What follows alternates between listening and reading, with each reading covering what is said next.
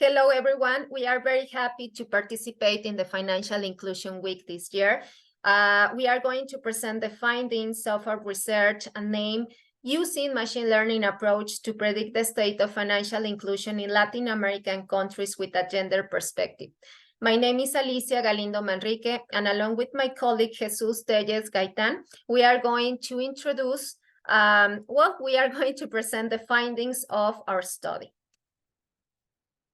This is the agenda of this session. First, we are going to start introducing the problem, as well as the research questions that are going to be addressed, the framework with some literature about the topics, the methodology and data, results and key findings, as finally, the discussions and final recommendations as conclusions. So if we are going to talk about gender inequality, we need to understand the extreme poverty rate concept. So the extreme poverty rate, is measured as the number of people living on less than $190 per day. About 97 million people are living on less than this amount a day because COVID-19, increasing the global poverty rate from 78% to 9.1%. Emerging countries face significant challenges, especially in Latin American countries, where women with low education represent a more vulnerable group. So this situation is particularly critical for low-income groups of women, known as women at the base of the pyramid, who experience a series of vulnerabilities determined not only by their socioeconomic condition, but also by their, for example, their race, area of residence, rural or urban working class neighborhoods, and other factors that define their identity in intersectional manner. This condemns women to low-skilled jobs, informal markets, precarious businesses, and limited access to education and technology. So, according to Ismail, access to bank account is seen as an indicator of financial inclusion and contributes to healthy economic growth. Women who are unbanked cannot access traditional forms of pledging, collateral, or identification required by banks. We see this as a win-win scenario, as an opportunity to enhance the sustainability operation for the financial system. UN Women define this concept of financial inclusion from a gender perspective. They establish that this is the process by means of which public and private initiatives are implemented to reduce women's access barriers to financial products and services so they can achieve their financial autonomy. So the relevance of our study lays in the potential to know the accessibility and the implementation of financial products and services that are key elements for both societal and economic development. Our general hypothesis is based on the following statement. Healthy economic growth in Latin American countries can be achieved as the gender gap is closer in financial services access. To understand this hypothesis and begin the study, we are going to address the following research questions. First, how is the relationship between the gender gap and financing services access? How much gender gap can predict financial service access? As a result, can it forecast economic expansion?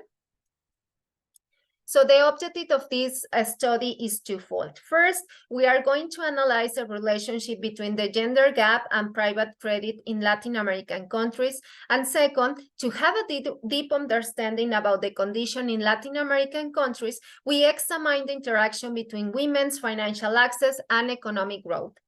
We truly believe that our findings can contribute to determine how policymakers and financial inclusion programs using technology and other elements can help Latin American women as the same way as men.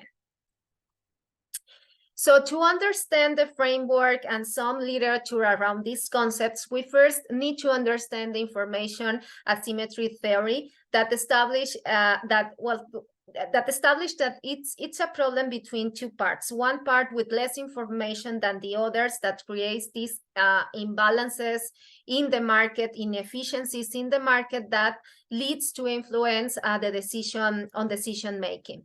So this information asymmetry creates two problems, an ex-ante and ex-post problem. The ex-ante problem is represented by the adverse selection theory, and the ex-post problem is represented by the moral hazard theory. Both of these theories are in the framework or are part of the framework of financial inclusion policies and analysis of credit risk. Also, we are going to present some of the main contributions because there are many of them, several of them, and we are going to present a brief overview of the use of machine learning and the use of machine learning in credit and risk analysis.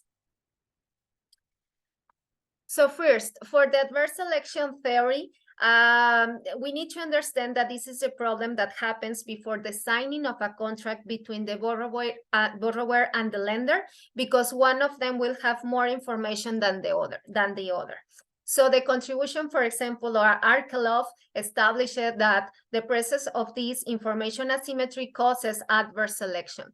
Stiglitz and Weiss established that credit providers could have problems or have difficulties differentiating borrowers according to their risk profiles.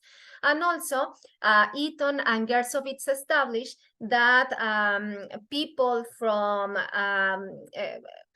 are more disadvantaged, especially if they came from small businesses, the youth, women. So all of them are viewed as high-risk borrowers.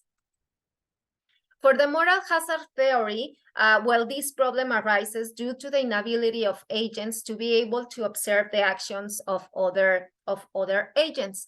Authors, for example, Mohdini, established that lenders can match credit and savings together, creating these mechanisms of built-in for an emergency fund to handle economic shocks.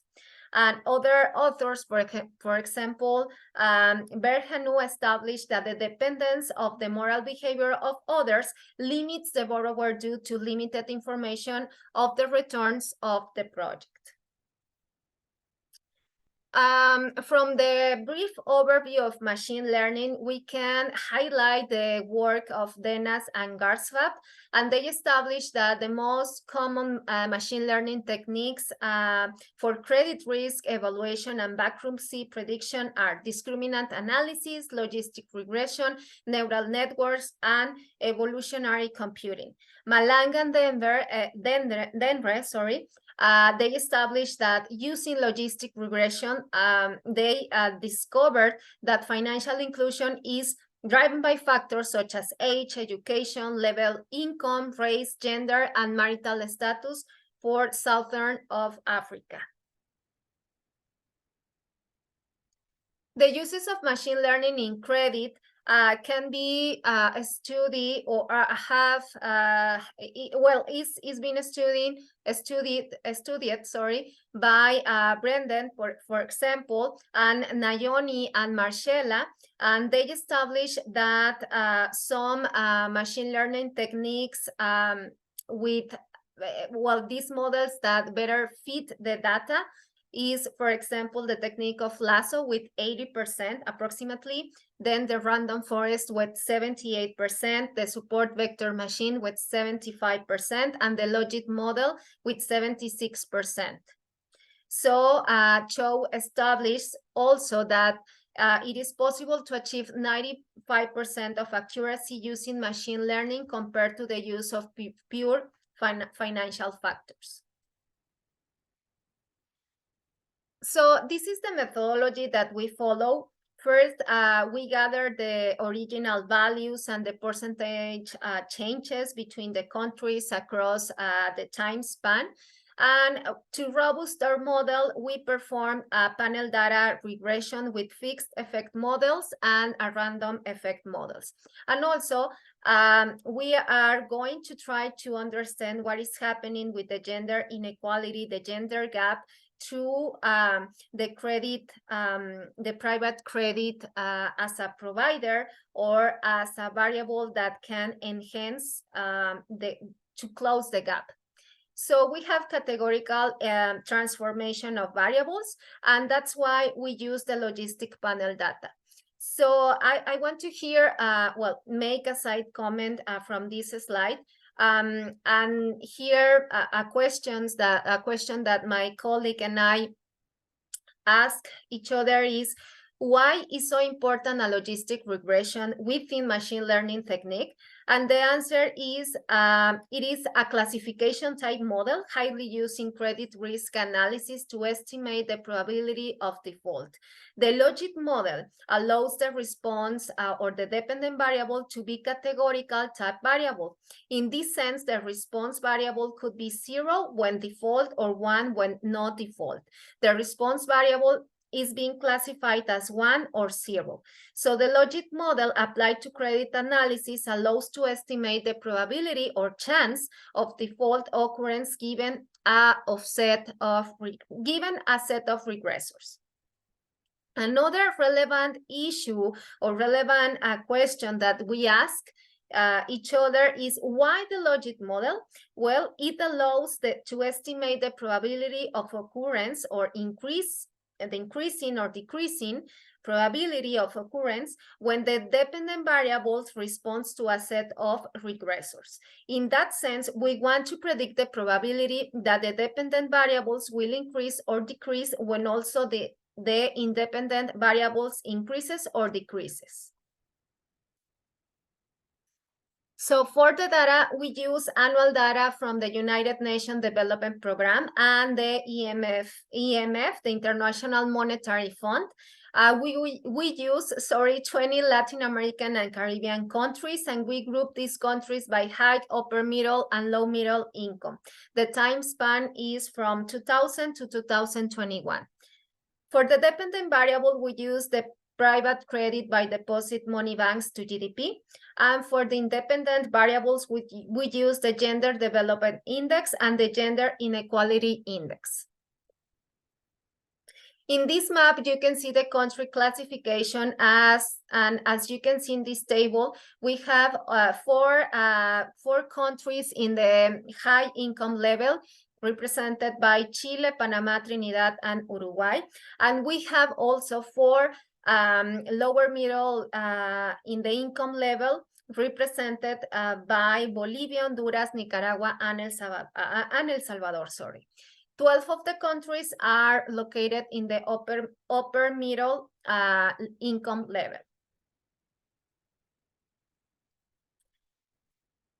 So we want to add some information about the other variables, the Gender Development Index, and here we want to highlight that for this index, there is information from female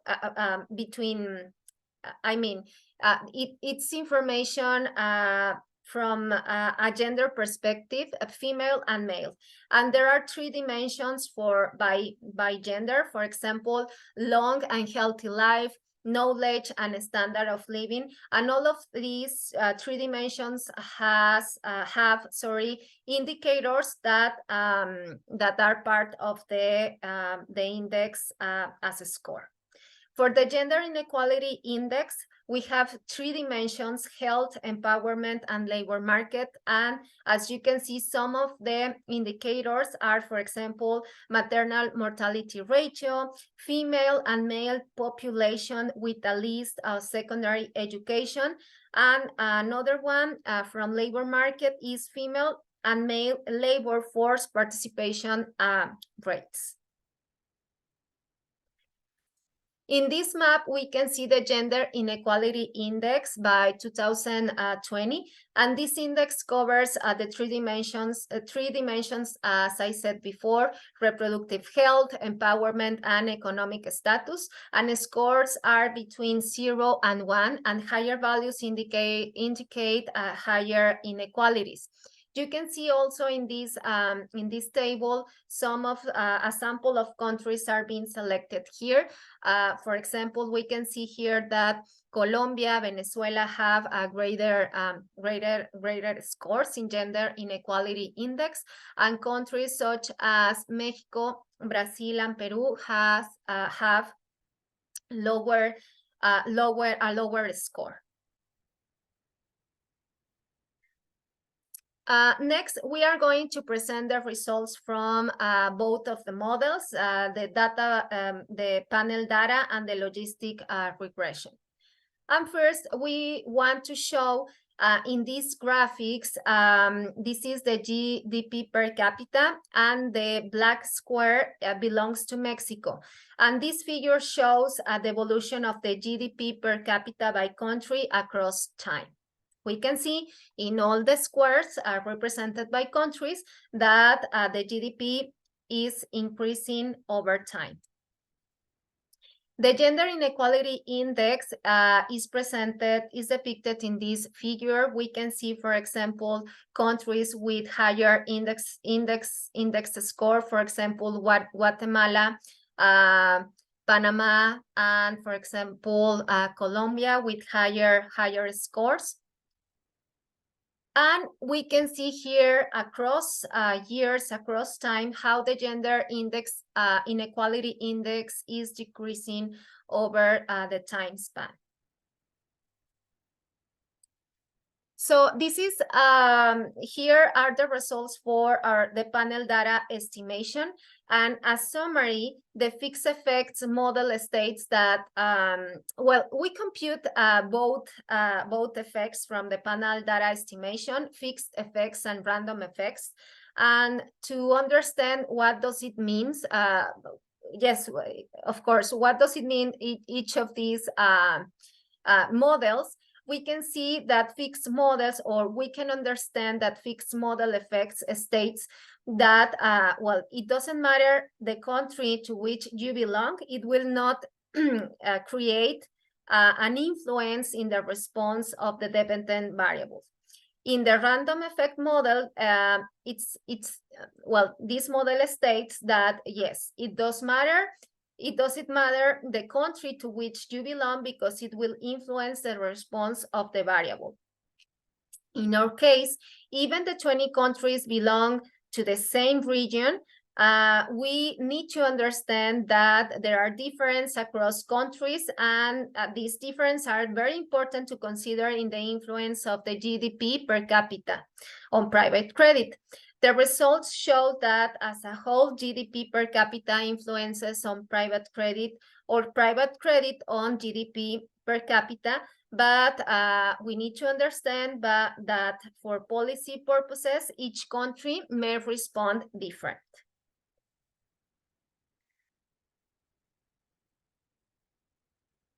Okay. For the logistic panel data estimation, first we can see that the logit model shows that there is a chance of 55% that a reduction in gender inequality would increase private credit. So if gender inequality increases, then there is an estimated, well, there is a probability of 45% that private credit would decrease. When gender inequality index is considered as dependent variable, there is a chance of 36% that a reduction in GDP per capita would increase gender inequality. So if GDP per capita increases, then it is estimated a probability of 64% that gender inequality would decrease. Also, there is a chance of 55% that a reduction in private credit would increase gender inequality. When GDP per capita is considered as dependent variable, there is a chance of 36% that a reduction in gender inequality would increase GDP per capita. So if gender inequality increases, then it is estimated, there is a probability of 64% that GDP per capita would decrease. So as the discussion of the results, it is possible that private credit isn't effectively promoting economic growth in Latin American countries. So in that sense, it could be considerable to make efforts to decrease gender inequality in such way as to get better financial access. However, financial access through financial access specifically measured through private credit have not been shown a real connection. On the other hand, gender inequality would have a better response when GDP per capita increases. So as I said before, private credit is not doing a good job to address economic growth in Latin American countries. For Latin American countries, private credit is not working as this key channel of gender equality that benefits the economy. Thus, if financial inclusion is expected as a promoter of a sustainable economic growth, more efforts needs to be taken to connect social inclusion with sustainable development. As a conclusions, the results have shown a partial disconnection among social inclusion, financial inclusion, measured through private credit and economic growth. It is possible that social inclusion has been transmitted to economic growth by another channel, and therefore more efforts should be taken if financial access is to be considered as an engine of economic growth. Finally, we want to make some general recommendations, for example, for financial innovation teams in banks to create financial products with low cost and tailored to individuals who don't have bank accounts. Also, governments need to act by providing transfer programs to marginalized populations and create, for example, literacy courses or finance courses in different indigenous languages for Latin American countries.